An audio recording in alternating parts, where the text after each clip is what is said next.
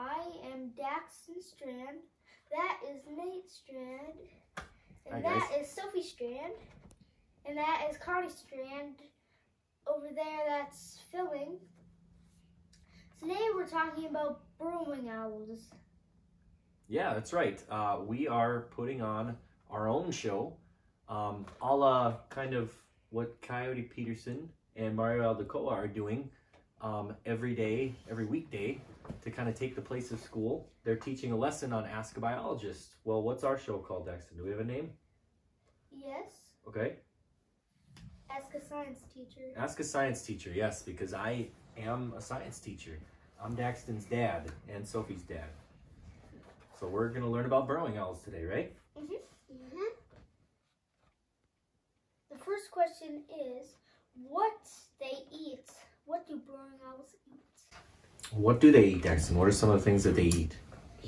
They eat some small snakes, rats, mice, small rabbits. What else?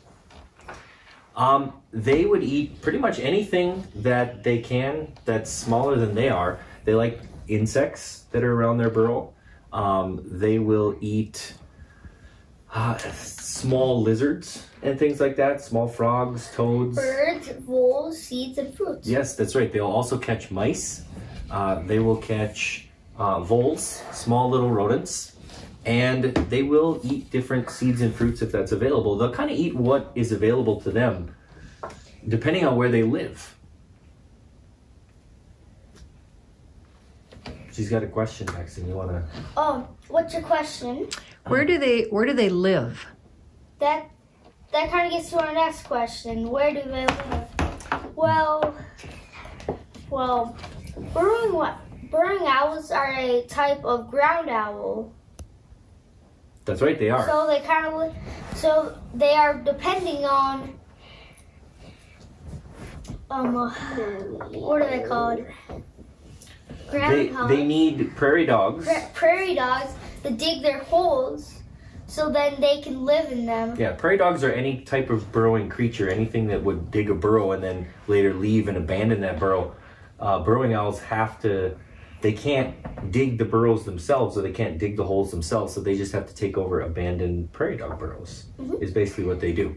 They live in prairies in the western part of the United States, down in through Mexico, and then in different places in South America, but they're only in North and South America. So they live in South America and western North America.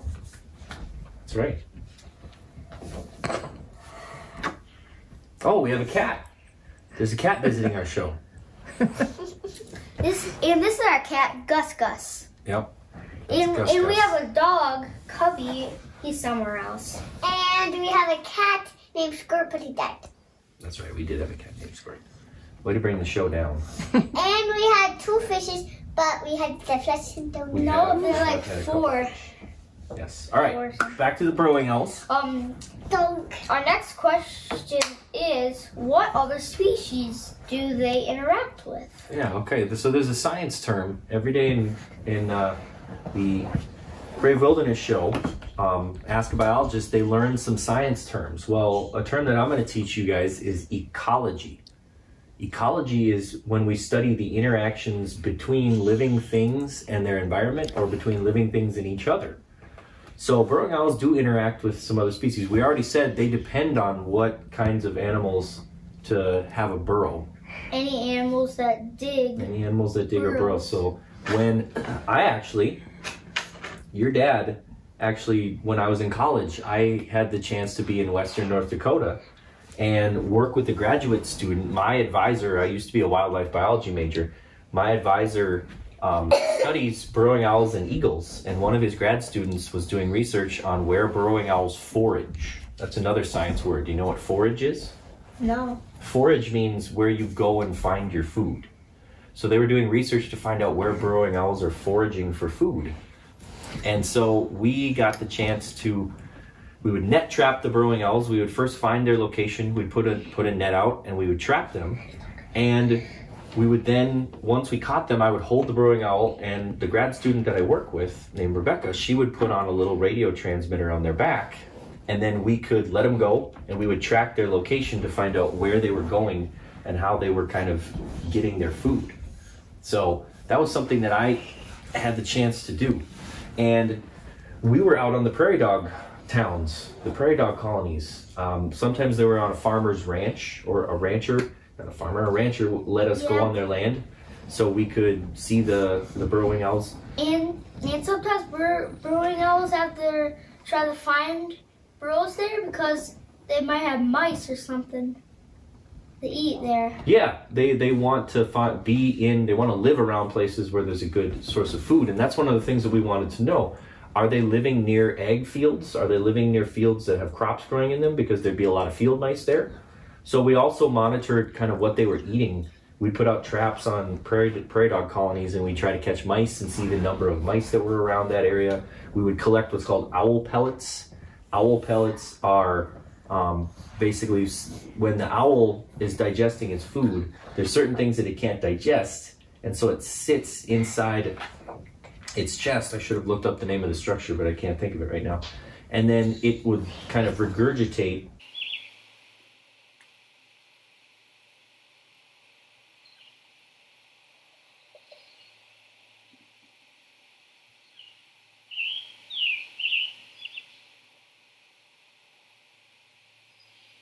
the bones, the fur, some of the stuff that it can't digest, little pieces of the insect exoskeleton. They would regurgitate that stuff, and we could look at those owl pets to find out what are the owls eating.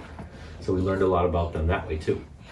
But they interact with other creatures that dig burrows. They need them, they depend on them. What did we learn yesterday about what they do? They actually do something that seems kind of gross, but it helps them catch more dung beetles. Remember that? What do they do?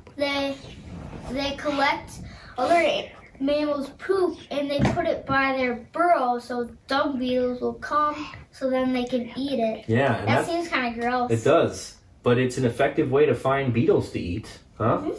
If you take let's say out in western North Dakota there was bison, and if you take the poop from the bison, that's going to attract different kinds of beetles to the poop that are scavengers that are gonna live off of that. And some flies probably. And maybe some flies, but they really don't catch flies. Yeah. Flies are a little too small for them. But it's going to attract those beetles, and then they can go and eat those beetles. But yeah, so they'll pick up the poop and they'll bring it around their burrow and set it up by their burrow to attract their food source. So they're a pretty smart animal too. They have hunting tactics and techniques. What are some of the things that we read about that they do in terms of hunting? How do they go about finding their prey? I don't remember. They kind of, like if this is a high point, they kind of sit on it. Perch? Yeah, that's right. They perch. They perch and sit, and they sit up high so they can kind of see. The male goes out and gets most of the food. The male and the female look a little bit different, don't they? Yeah. Yeah. The female tends to stay down in the burrow, so her feathers are a little darker. The male, being out in the sun all day long, the male's feathers get kind of light, they get kind of sun bleached. So when we were looking on the prairie dog colonies for burrowing owls, and we would see one, if you could see both of them side by side, the male and female together, you could kind of tell which one was which. Plus the males flew around a lot more and spent more time out of the burrow. Yeah. So they'll perch. They'll swoop down on their prey. They also will soar sometimes, like some other raptors do. They'll soar, and they will look down for their prey and try to spot a meal and then sort of dive down on it too. Okay. The one thing that's unique about burrowing owls too, and we'll get into some of their adaptations, right? Mm-hmm. Is sometimes they'll actually not leave the ground. They'll hunt on the ground. That's two more questions. Yeah, I don't want to give that away just yet. So there's another way that they hunt too. We have a question here. Young lady, what's your question? I forgot. You forgot. Okay, well, if you think of it later, you go ahead and ask again. All right, what's next? How do they hunt? How do they hunt? Well, we talked about perching. We talked about swooping. The other way that they hunt... They often wait on a perch. Yep. And when it sees its prey, it swoops down and gets its prey. That's right. They'll swoop down on it. And burrowing owls are... They seem very almost fragile. You hold them in their hand, they're not very big. I could hold them without any kind of gloves, so their talons weren't cutting into me or anything. And I could hold them, and they would try to fly away, but they're not real strong. But they can actually catch and kill birds that are pretty close to the same size as them. I actually found a wing of a red-winged blackbird right by the burrow of one of the owls that we were watching. So it must have caught and killed a red-winged blackbird, which is smaller than a burrowing owl, but it's still a fairly large meal for that burrowing owl. And I had a question. What's your question? Did you see more male burrowing owls or female? The burrowing owls that we put the transmitters on were the males, because we wanted to know, the males were the ones that go and get the food, and we wanted to know where they were going to get their food. So it was always the males, and the males spend more time out of the burrow anyway. The females are in the burrow, they're sitting on the nest. You don't see them as often. They will come up and they will come out every once in a while. Yes? Where does tigers live? Different animal, but different you know that one, don't you? You can handle that. Asia. They do in places in Southeast Asia, yep. Siberia, Russia. India. Indonesia, India, places like that, yep. Okay. What else? What adaptations do they have? Adaptations? Well, obviously they're a raptor. So what are raptors really good at? You know that. You've learned a lot from wildcrats and brave wilderness. Long legs. They do. They have long legs. Not all raptors do, but they do. Talons. Talons, yes. Like all raptors do. Mm-hmm. Beaks. Sharp beak, sure. Wings. Wings to fly. Feathers. Feathers. And eyes. That's right. Very good eyesight too as an owl. Yep, adaptation. Their long legs actually help them chase their prey on the ground, and they actually will hunt and catch some things on the ground. Like the beetles, they're not going to fly and swoop down on a beetle. They're just going to kind of run around and chase it on the ground. And we would see them kind of hopping around the burrow and then running around a little bit down on the ground too from time to time. Oh, Phil has a question. Phil's wondering, what does an... Is that Phil online? No, it's Phil's over there. Oh, Phil's over there. Hi, Phil. How's it going?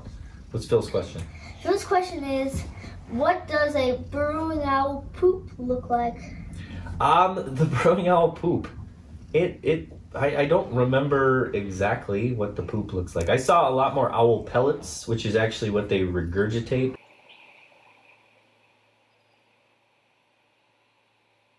Or they spit up than I did the burrowing owl poop. You can look in Google. I suppose I could. I could Google that probably.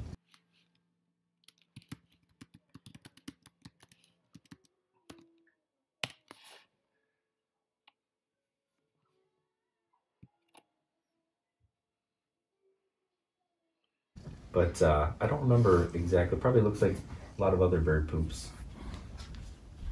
Good question, Phil. Then what are their predators? Predators, yeah. So ecology is, as I said earlier, the study of the interaction between living things. Burrowing owls depend on burrowing creatures to dig homes for them, like the prairie dog. Burrowing owls depend on large mammals to poop, so they can take the poop and put it near their burrow as a sort of hunting tactic to draw beetles in. Burrowing owls depend on mice, because mice are one of the things that they eat, mice and voles. The things that are predators, though, that prey on the burrowing owl. The burrowing owl is food for larger raptors. We actually lost one of our burrowing owls. We had a radio transmitter on its back that we found.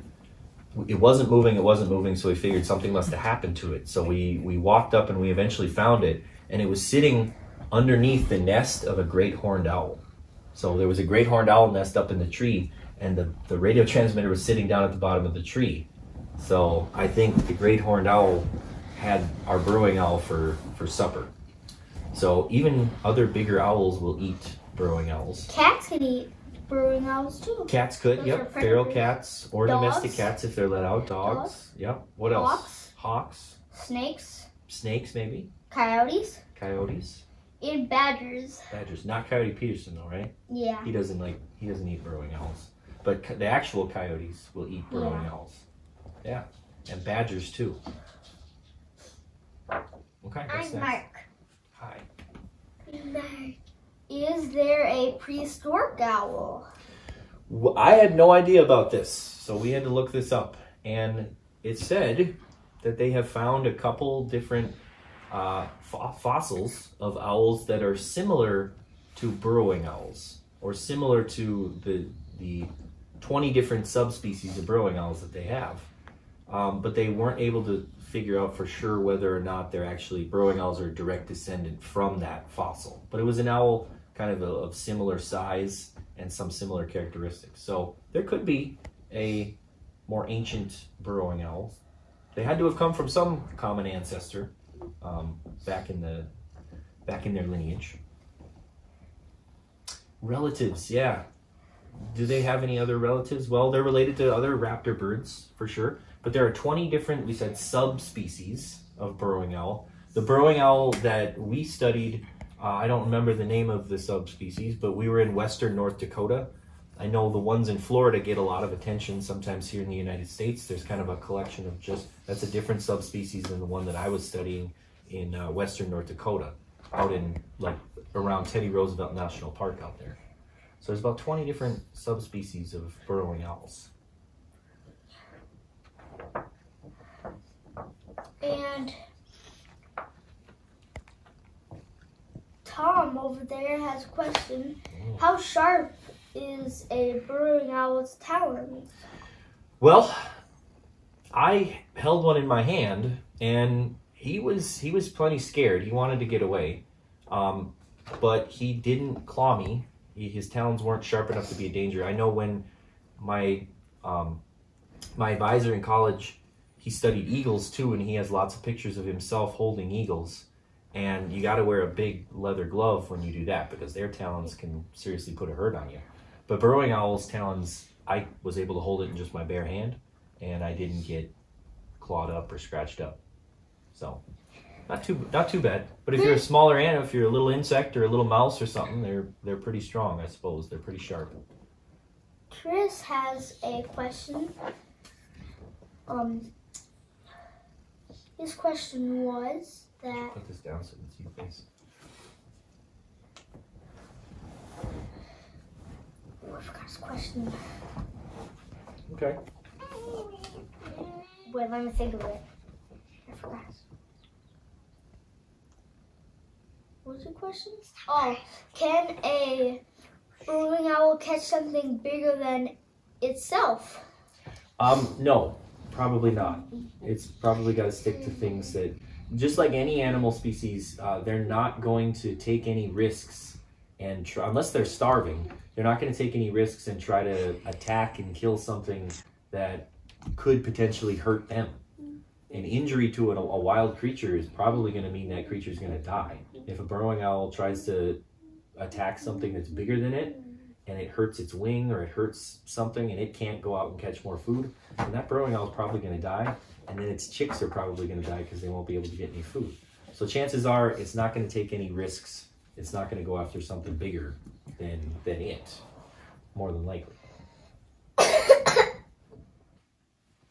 We have cold. All right, so do you want to talk about what our homework assignment was going to be? Homework assignment was going to be that go out, study burrowing owls. Yeah, go do some research. Google search about burrowing owls. Click on some websites. Read as much as you can. And find, there is an episode we saw today when we searched on YouTube of Brave Wilderness. It's just a short little clip from early in the Brave Wilderness channel, probably, where Coyote Peterson was kind of stalking some burrowing owl. He was crawling up on a burrowing owl burrow, and he got fairly close. I was surprised, actually, having worked with burrowing owls before, how close he got. We couldn't get anywhere near them. They were able to see us coming. In most of the places where I was trying to sneak up on the burrowing owl, though, the grass was a lot shorter, because the prairie dogs, they eat all the grass around there. And so it was harder to sneak up without them seeing me. A lot of times they would be able to see me. It's hard to sneak up on the prairie dogs too. When you sneak up on them, they make noise and they all communicate, and then they run down into their burrows when you get in there too. Wait. And I learned that burrowing owl makes like a rattlesnake hiss. Oh yeah, that was another thing.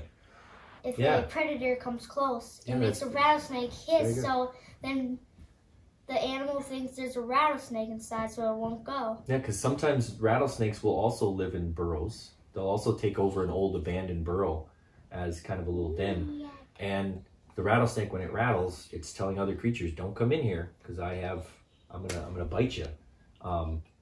But the burrowing owl, not a venomous creature, not a poisonous creature, the burrowing owl will try to mimic or act like the rattlesnake by making a noise, and it can kind of make a rattling or hissing sound with its mouth, and it can try to act like a rattlesnake, so keep predators potentially away by having them think it's a rattlesnake. That's called mimicry, and actually that's called Batesian mimicry, which is a tactic that some creatures use to try to sound or look like something that's dangerous in order to keep potential predators away. So it's another sign that burrowing owls are pretty smart, aren't they? Yeah. And the next time we're going to be talking about tigers. Tigers, you think? Mm-hmm. All right, that's a good topic. I like it. It's always good to learn about something and kind of go and study it a little bit and then try to share that information with other people, isn't it? Mm-hmm. All right, how are you doing as a student, as a second grade student during this time where we're all stuck at home? How's school been going for you? Good. Good? Mm-hmm. Yeah. As a teacher, it's been a little bit difficult. I miss my students. And the things that we use to put our classwork up on have been really slow. We use a couple of different websites and a couple of different apps, and they've all been really slow because there's a lot of kids trying to use them. So it's been challenging, but hopefully we're all hanging in there and we're all learning as much as we can during this time. Yep. All right. You got a sign off of some kind? No. I'm Nate Strand. I am Daxton. And I am Sophie Strand.